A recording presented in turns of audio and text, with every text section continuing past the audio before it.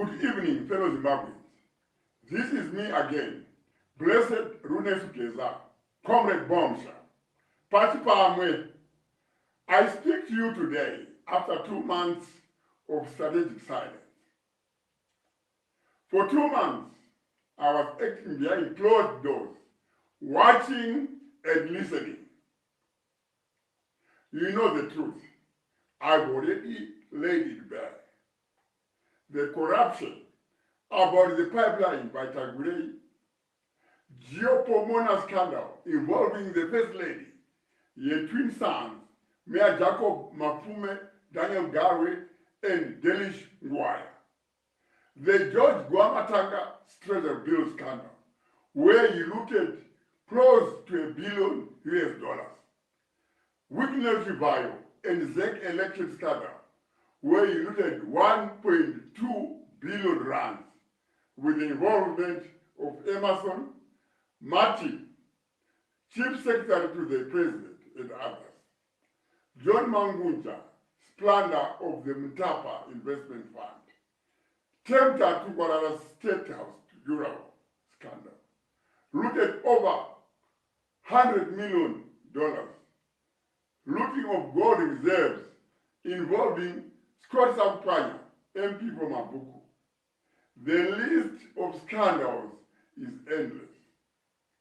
The above shows that Emerson is looting this country dry through his Zigananda cartel. This is why last time we said he deserves to be impeached, and that avenue is still open. He is no longer in control of the party, the government, and the state. Today, unelected people, his wife Auxilia, and the Gananda's cabal, led by Tagurei, are running the looting show. Emerson is unfit to govern, suffering from vascular dementia. His mind no longer in his own hands, and his medical condition is deteriorating very fast. He is planning to tear our constitution apart, scheming to extend his rule to 2030. He has been working with his surrogates, who include Daniel Garwe, Ziambe, Virginia Mabiza, Wikino Chivayo, and others to illegally make himself a life president. The 2030 noise is even growing to 2035. Not for service, not for the people, but for more years of looting. Last time, I implored Vice President Chiwenga and other generals to take action. We are responsible for bringing Emerson into power. It's our responsibility to take him out. We are part of the problem, and we should be part of the solution. General Chiwenga, General Sbanda, General Sanyakwe, General Rugeta, General Makwiyana, General Matatu, General Munda, and others. Nyika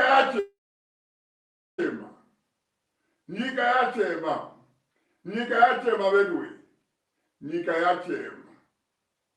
Can you heed to the people's cries and intervene? Please, and intervene soon. Any day longer, Emerson stays in office, Zimbabwe bleeds. The plunder is staggering. And while they feast, our people suffer, fleeing in their thousands, becoming economic refugees and slaves in the UK, South Africa, Botswana, and beyond. Fellow Zimbabweans, for 2 months, I thought Emerson would reflect on his actions and try to do the right thing. I was wrong. Instead, he has become bolder in his corruption. He is even more brazen. He is even trying to smuggle Tagurei into the ZANU-PF Central Committee. The ultimate objective is to smuggle him into the Politburo, and ultimately the Presidium. He paraded his Uganda across the globe. At the Vatican to see the Pope, in Russia, Belarus, China, and Eswatini, signing inflated debt deals. Shame on you, Emerson. And now, as if your plan is not enough, you attack the very heart of our liberation, the land reform program. We fought for our land. Robert Mugabe redistributed it to all veterans and the landless, Zimbabweans. Yet you work with Tabure to privatize it using a dubious title deed scheme that will see farmers lose what they paid for. Your greed knows no bounds.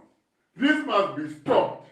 Ladies and gentlemen, comrades and friends, the ZANU-PF conference is coming. We are mobilizing more veterans, party structures, and the grassroots to bury this 2030 madness before it takes root. The Gananda must end now. We will be there at the conference. We are coming for you. To those who were being used to castigate General Chiwenga and other generals at government events, the likes of Garwe, the madman, Mavetera, Muswere, Masbirebwa, Machacha, Cherenge, Chinamasa, Muda, Ziambe, Kazembe, Virginia Mabiza, Douglas Mahia, and others. We will meet at the conference. We are ready for you. Tripundo Sangana Ikoko. We want to know who sanctioned your actions. Where did you get the power to attack the vice president who sacrificed his life for the country? And for Emerson, who had already fled the country. Chiwenga is one of the few remaining members of the High Command. We want to applaud those who have seen the light in time. The likes of Tinoma Chekayire. Fellow Zimbabweans, make no mistake, Emerson will not finish his term. There is a lot that is taking place. The wheels of change are turning, powered by every progressive Zimbabwean who says enough to this looting. The wheels of change are turning, powered by every progressive Zimbabwean who says enough to this looting. We'll end the looting in councils and the central government. We'll end the rot in the transport, health, tourism, and other ministries where inflated tenders go to the Gananda's companies. Fellow Zimbabweans, trust me, we'll walk this road together until Mnangagwa is gone. The wheels of change have been in motion for a long time. Our destination is in sight, and we are firmly in control. Zimbabwe belongs to us. Zimbabwe belongs to everyone. No one will save it but ourselves. And we will save it from the pangs of Emerson, his corrupt children, and his Gananda's cabal. Emerson,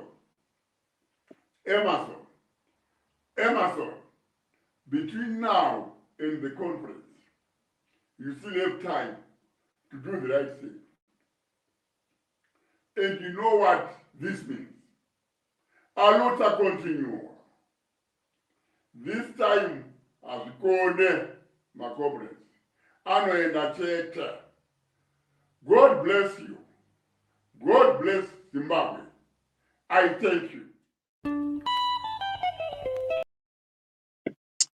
Okay, so the address by Geza is just finished. In fact, he's back in Shona. So let's go to the Shona.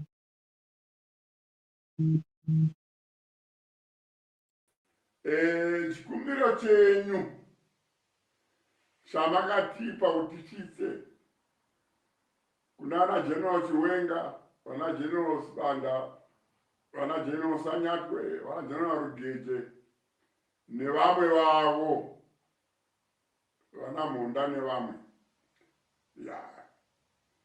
Takasvitsa, tikadzoka takutaura kuti tasvitsa. But mandituma kuti ndakusvitsa chitengo chamakakumbira kuti vedwe mageneral matiregerera General Chiwenga, sorry, navo mageneral tinoziva kuti imwi ndimwi makaudza ED, maudza ED tinogara tichitaura nyaya iyi yekuti vaMugabe, may his soul rest in peace, vakakutaurirai kuti munhu uyu wamuri kuda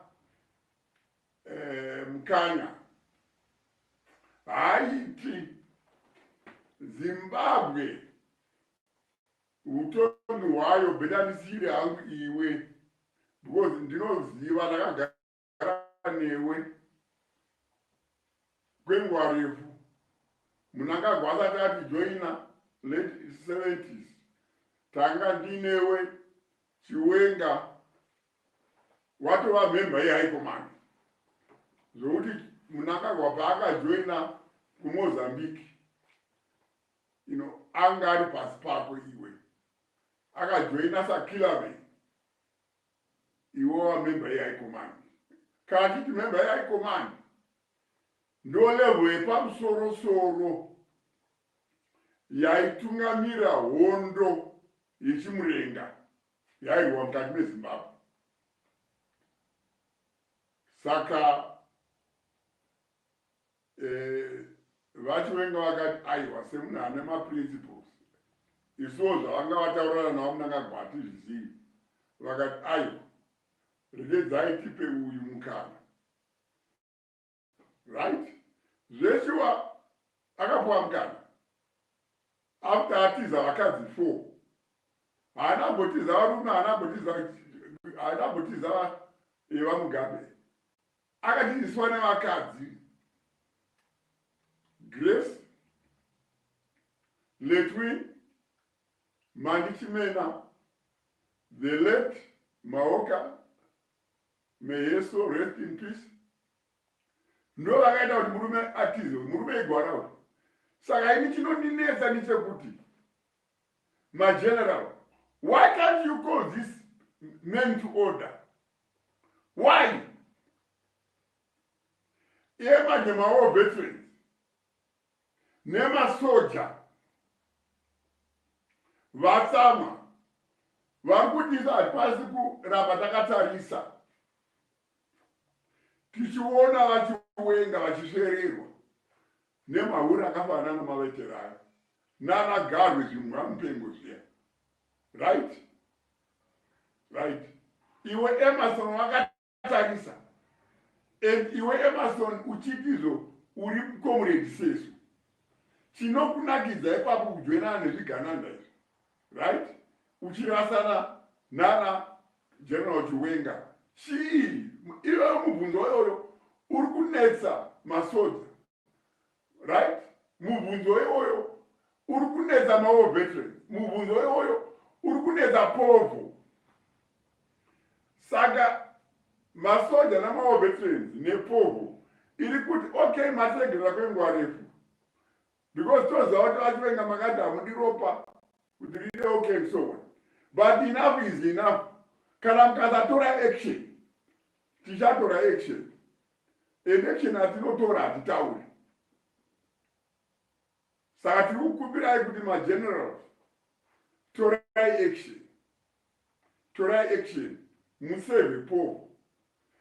Manje tiri kutaura mawo veterans nepovo iri kutaura, right? Including Vachiwenga, kuti vana vazvigananda, right? But iwe Emerson, unofamba nezvigananda iwe, uchienda nazvo kuma heads of state, uchinovaintrodusa ikoko, right? Uchizvidza, right? Muri yeZimbabwe, uchizvidza nyika, uchizvidza isusu mawo veterans, uchizvidza your vice president, right?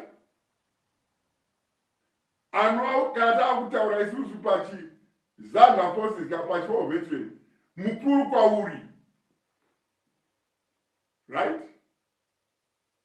Tiri kuona kuti wanyanya kuregererwa, and mhosva ina mageneral ndio vari kukuregerera. But I'm afraid kuti if they don't take action, pani zvichaitika. So we urge Vachiwenga, torai action. Munangagwa mufese fair, call him to order. Yes, call him to order. Right? Imagine, anoenda nematsotsi aya kune nyika idzi. Chaasingazivi ndechokuti vemunyika idzodzo vane maembassies avo, right? Vane security yavo inoziva unhu hwechigananda. Saka kana vachinovaintrodusa ikoko, uri kutozvidzawo kuti nyika dzavo nezvigaro zvemheads of state ikoko. Saka please, izvi zvinofanira kumira, and zvinofanira kumiswa immediately, right? Kuma nyaya yeland reform, kana zvinzi Zimbabwe ndeyeropa, right?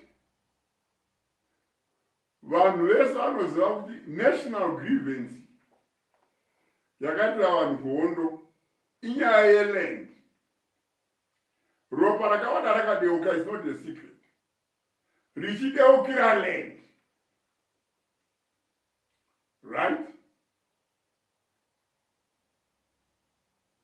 Radeukira land. Vamugamba vakasiya varonga chirongwa chakanaka chokupa mawo veterans land, chokupa maZimbabweans, vasina land. Iwo wakuuya natagwire wako makurivesa land reform yakanzi navamugabe, land yatengwa neropa, right? Nhasi wakutengesera vanhu land uchiyepera kuti toda kupa matitle deeds, zvimatitle deeds zvefeki, yeti muchida kupa land, right, from maZimbabwe, right? Wakamboona kupi munhu anomanikidza kupa munhu loan yaasina kukumbira, right? Saka tiri kuti kumawo veterans nepo veZimbabwe, chiprogramu icho cheland icho siyanai nacho, because zvatiri kuita, because tataura kwenguva refu kuti siyanai nechiprojekti ichocho, kuzvidza ropa rakadeuka richideukira land. Muri kuzvidza, muri kuratidza kuti muri masellouts, because ena musiri masellouts mungade muchirespecta kuti ropa rakadeukira land ndo chinhu chikuru chakaivhurwa hondo yechimurenga.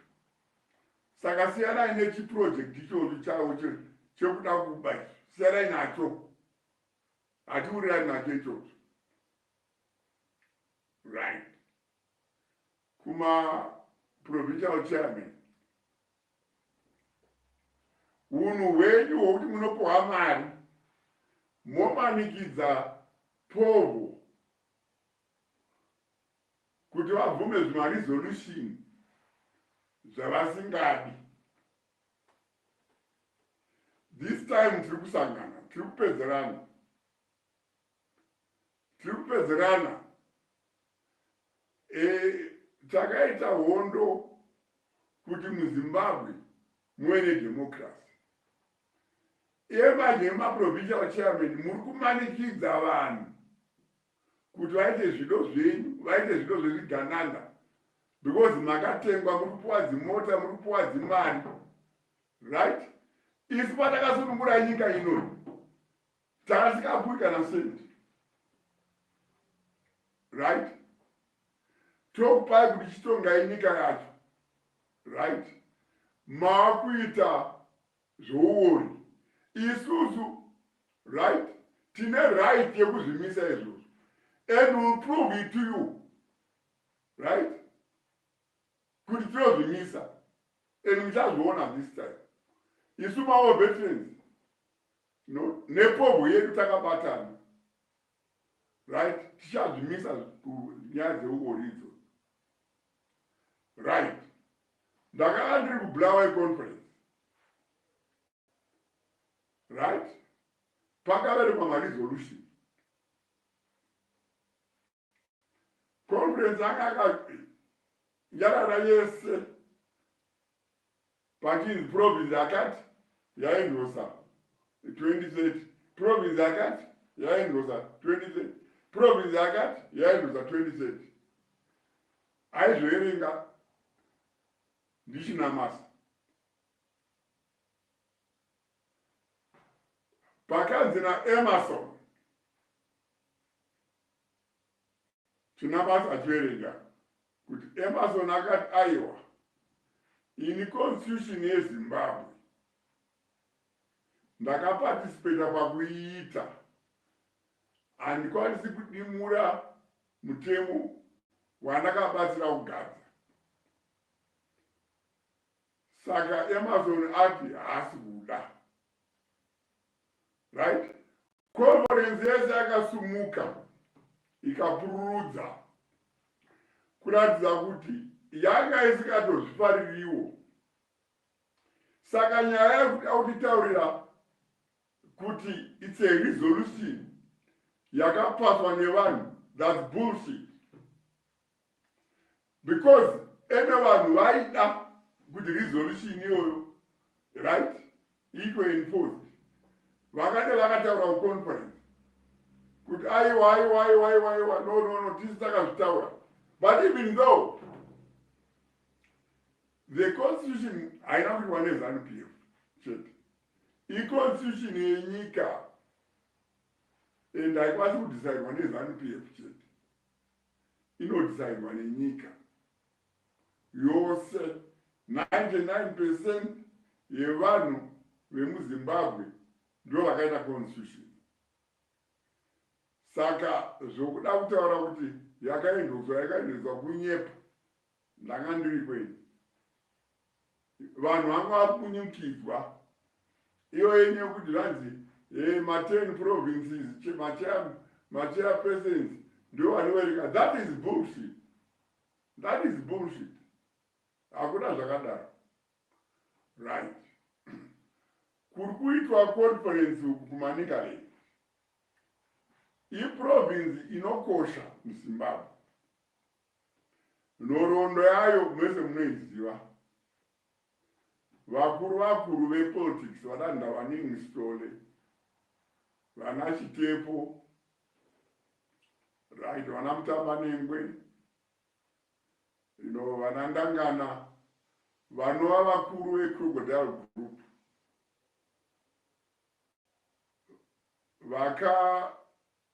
Munoziva Crocodile Group inonyemerwa naEmerson kuti anga ari member of the Crocodile. He was not a member of the Crocodile. No, he was not. Right. Vakuru ava vakawanda vacho vaibva kumanikale. But pahondo yechimurenga nokuda kwokuti Manicaland akabatana neMozambique, vana vakawanda vakauya kuchimurenga vari vana vadiki,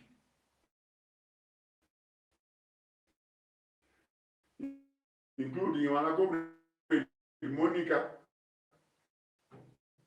vanakomrade Opa.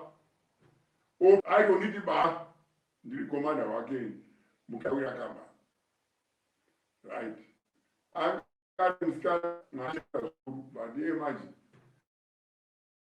But that right I would number one.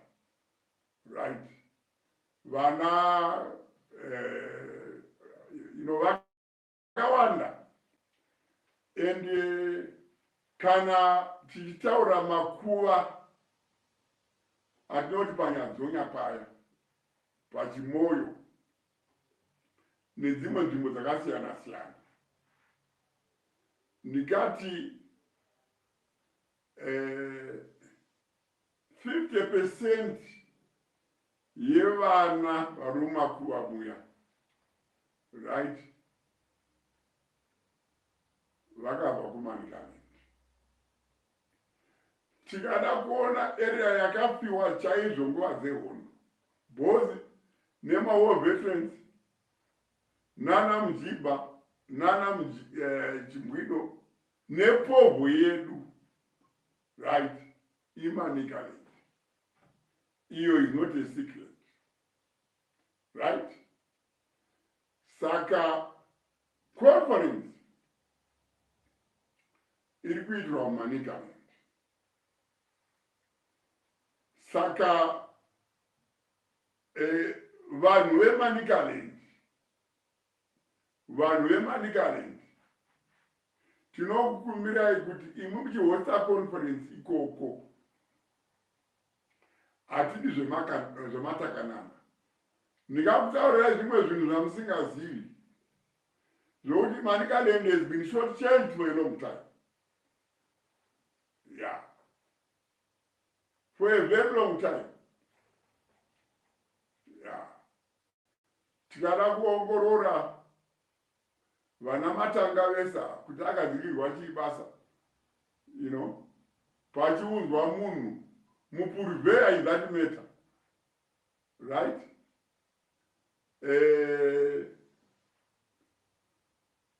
Ane age, ane makore akawanda kupfuura matanga, but because anobva kuManicaland plus uyu akatora nzvimbo yamatanga iyama yaED, right? Matanga was sacrificed. Asina mhosva yaakaita comrade. Vanas Gauke, the armed commander, also from Manicaland, right?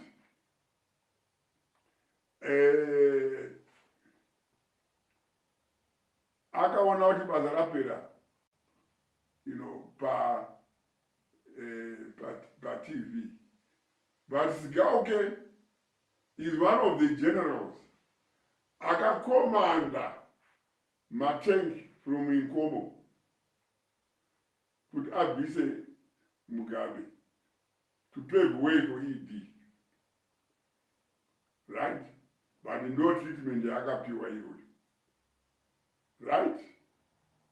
Now my general akawanda vamwe mageneral akangopuwa ma-forced retirement achipuwa ma-one up. 15 of those generals were from Manicaland, right? Kuratidza kuti uyu murume anonzi Emerson, I don't know dakara anaro nevanhu kuManicaland after all the sacrifices they made during and after the liberation struggle.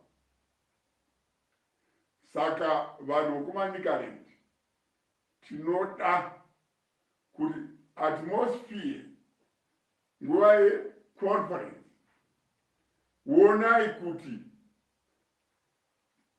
zvinangwa zvevakawanda vana vemanicaland and other regions vakapfira nyika ndo zviri kutevedzwa. Onai kuti vana General Chiwenga vanga vari varidzi vehondo ndo vanga vari macommanders ehondo, right? Special province yemanicaland, right? Much east, sorry, in wana Gaza province kachiti wana Gaza wana masvingo nematebeleni.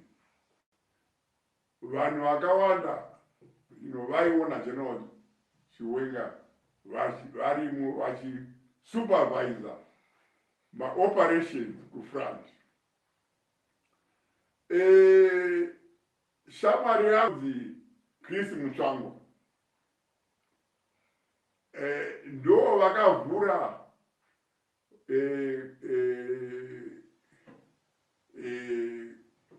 area yeHonde Valley ndoko akakuvarira ikoko. Inini ndakatomunesa Chris Mutsvango, vanhu vanotaura kuti Mutsvango haana kurwa hondo, that's bullshit. Saka Manicaland, please tapota ngationei kuti conference yaitwa mune zvakanaka, matidi zvemaumbo kuManicaland. Muri kuona vana Madiro, right? Madiro patakanyora the controversial community. The last day in that controversial community, Madiro joined us. Tichigwa hondo dzaMnangagwa, right? Vamwe vatanga tinawo ipapa mukoma wangu Chidhau naGwarazimba. Chidhau is late, may he so rest in peace. Mukoma wangu aniziuti chakamureva kuti Gwarazimba was poisoned, but munhu akabatsira including nyaya dzemari kumobiliza kuti Mugabe ave papower to pave way for Mnangagwa, but vakamupoisena, right? Saka ED tiri kuti kana uchizviti uri muveteran une time yokuita the right thing, matauriro ataita, because emaje vanhu vese vari kuchibvunza kuti uyu comrade uyu anoengera chikwa makomrades ake. Saka tiri kuti we have time to do the right thing. Kadzisa unhu hwako ndatenda.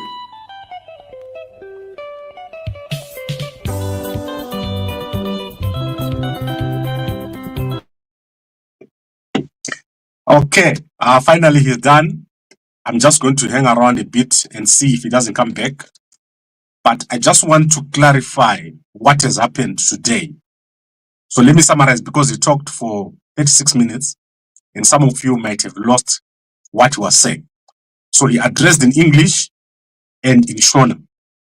In English, he addressed 4 things. That is the generals. He first of all asked the generals to act, and then he spoke on Tagwire moving around with Mnangagwa. Then he talked about the land reform. Let me close his window, it's gone. He talked about the land reform. Then he talked about 2030. So he talked about 4 things, and then he reiterated on Zvigananda, the fact that Zvigananda are getting more and more corrupt and more powerful. So those are the 5 things. That is the generals asking them to act, Tagwire traveling around with Mnangagwa, land reform, 2030 resolution in Manicaland, and Zvigananda. Then in the English, in the Shona version, he asked the generals to act, but in a more open manner. He said they must act. Then he went into a long description on the history of the liberation struggle and why Mnangagwa must be made to leave. And then he went into detail about certain people, so certain war veterans, Sitole, all those people in the past, Chiwenga. So he went into detail about those people. And then in the difference between the English version and the Shona version is that in the English version, he asked the generals specifically to act. If they don't act, they will do something. So Geza and his people will do something. In the English version, he restrained himself to saying they are organizing for Manicaland and something's going to happen, they will be there. So he didn't say much, but in the Shona version, he gave more detail, or that if the generals don't act, action will be taken by the war veterans and other people. So I think it's clear the issue of Chiwenga is at the center of his address, both in English and in Shona. And also the 2030 agenda is a big, big problem because we are exactly 30 days from the ZANU-PF Annual People's Conference, which will be held on the 13th of October to the 18th of October. So you must understand why this is happening now. There are two agendas. What happens to Mnangagwa's succession? So this is about Mnangagwa's succession, and Geza has now moved from general talk. He's now talking specifically about what will happen in ZANU-PF in terms of succession, and that Mnangagwa will not finish his term because Mnangagwa is trying to extend his term to 2030. I hope that it's clear, and you can go and review the video. I'll put it back here once again, and also we'll try to summarize for you the important parts. But that is what is important. As I said, the 5 points which are very important, which is the generals, they must act, the attack on Chiwenga, Tagwire moving around with Mnangagwa, land reform, land being sold or privatized, 2030 agenda, and Shigananda getting more corrupt. And that is the theme of what Geza was saying. I would like to thank all of you for watching. We'll see you again tomorrow, first thing in the morning at 5 a.m. Please pass the message, share this, and let other people see what Geza is saying. Tomorrow will be continuing, and it's very important for us to understand where our fight starts and where the ZANU-PF fight starts. We are in a critical moment, and I hope that Geza succeeds, because if he doesn't succeed, we are going to go through a very difficult time. So I wish him luck with everything they're planning. This is a critical month, and we'll see as these weeks go what is going to happen. In terms of where Geza is, you can clearly see that he appears to be in a hotel, and to me, it could either be a Zimbabwean hotel or a South African hotel, but he didn't have the water like before. He's not trying to show you where he is. He's not concerned about it. Last time he was clearly trying to show you where he was, but this time he just showed a wall. He didn't really show much, and it could be any hotel. Anyway, I would like to thank all of you for watching, and a good night to you all.